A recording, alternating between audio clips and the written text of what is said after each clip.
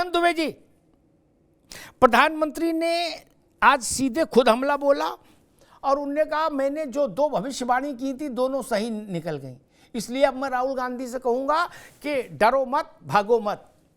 मुझे लग रहा आप प्रधानमंत्री ने आपकी पार्टी की भी टैगलाइन तय कर दी।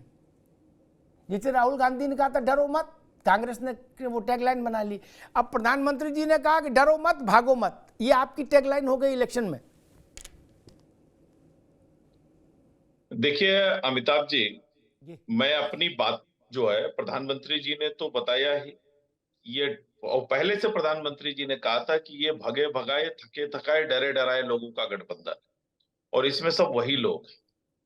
अब राहुल गांधी को देख लीजिए, आपने अभी ये कहा कि किस तरह से सस्पेंस बना के रखा था, कौन चुनाव लड़ेगा, कहां से लड़ेगा, कि मतलब कितना बड़ी बात थी और खोदा पहाड़ तो क्या निकला। एक बात बड़ी अच्छी नावेद शिको ने अभी कही कि भाई एक नारा था लड़की हूं लड़ सकती हूं, पूरे प्रदेश के लिए नारा था, लेकिन अपने ही घर की लड़की को क्यों नहीं लड़ने दिया। ये जवाब कांग्रेस पार्टी के प्रवक्ता दे पाएंगे या कांग्रेस पार्टी दे पाएगी।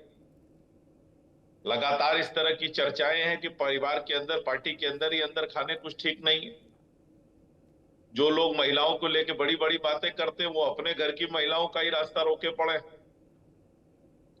तो ये सारी चीजें तो एक जगह है, लेकिन एक बड़ा सवाल ये भी है कि राहुल गांधी जब रायबरेली जाएंगे चुनाव लड़ने के लिए, तो उनको इस बात का जवाब देना पड़ेगा, जब उन्होंने वायनाड में जाके कहा कि यही मेरा परिवार है, उनको इस बात का भी जवाब देना पड़ेगा कि रायबरेली फिर किसका परिवार है।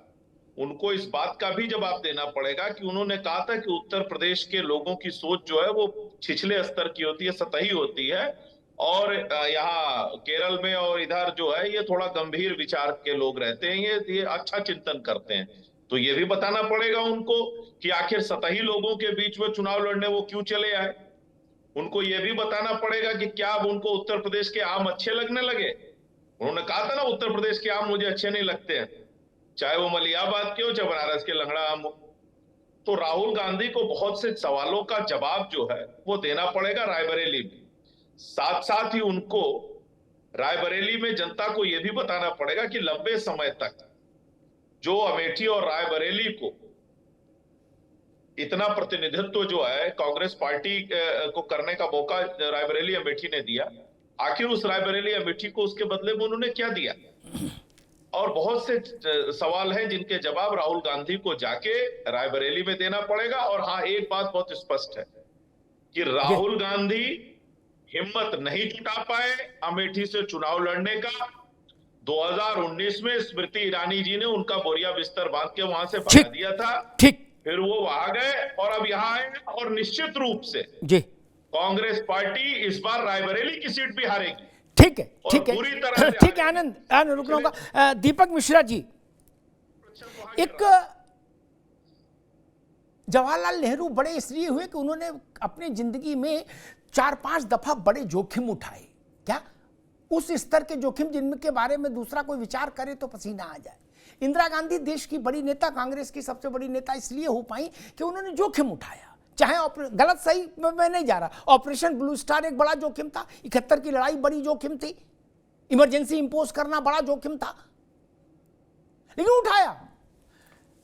क्या राहुल गांधी अवसर, इतिहास ने उनको अवसर दिया, समय के चक्र ने उनको अवसर दिया और राहुल गांधी चूक गए।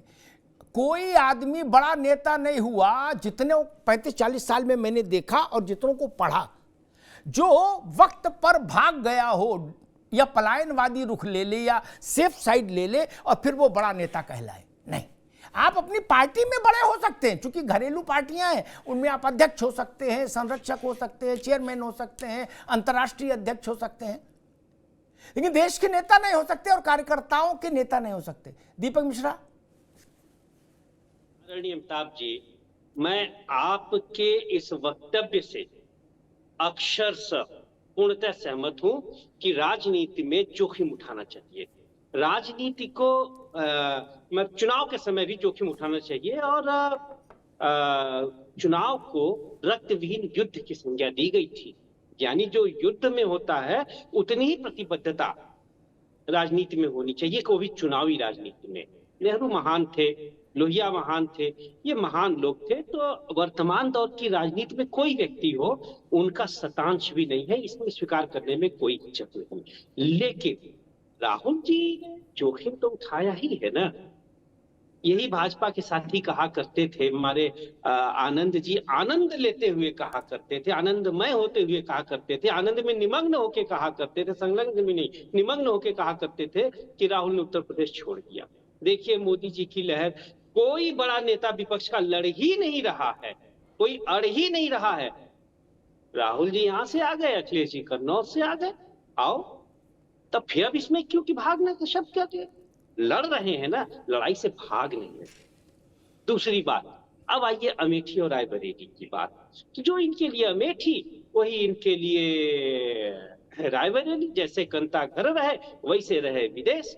जैसे आप कभी कभी अपने घर पे भी अध्ययन कर लेते हैं, कोई किताब लाके दफ्तर में भी कर लेते हैं, दोनों तो ही आपके हैं।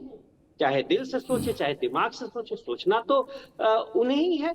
अब रायबरेली और अमेठी की जो पृष्ठभूमि है, जी जी, अब आप देखिए रायबरेली में भी देख लीजिए, 52-57 फिरोज गांधी जी वहां से लड़े, इंदिरा जी, शीला जी, तो एक परंपरागत सीट। और यही कमोवेश इतिहास अमेठी का भी है।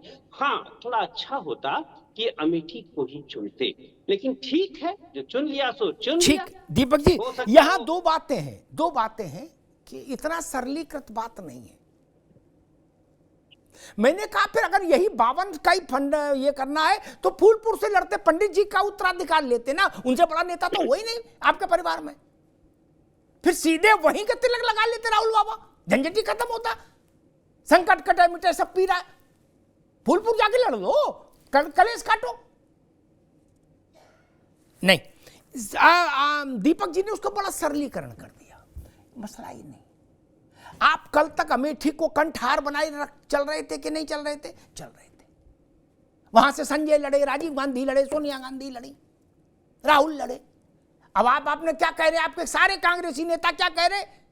छोटी सीट है, नॉर्मल सीट है, कोई लड़ लेगा। केएल शर्मा बहुत हैं, ज्यादा हैं, बल्कि उनकी भी जरूरत नहीं थी, ननकू को लड़ा देते तो भी जीत लेते। अच्छा, अब बोले मास्टर स्ट्रोक क्या है? देखिए अहंकार यहां पर झलकता है। मास्टर स्ट्रोक ये बोले स्मृति ईरानी, हु इज स्मृति ईरानी? उनकी पहचान ये थी कि राहुल जी के खिलाफ चुनाव लड़ती थी। हमने एक स्ट्रोक में पहचान खत्म कर दी, फिनिश, टाटा बाय बाय, हो गया, खड़ा खटाखट। मजाक समझ रहे हो यार आप? कोई हारा हुआ व्यक्ति अब जिसने उसको हराया उसके बारे में जी टिप्पणी करता है क्या?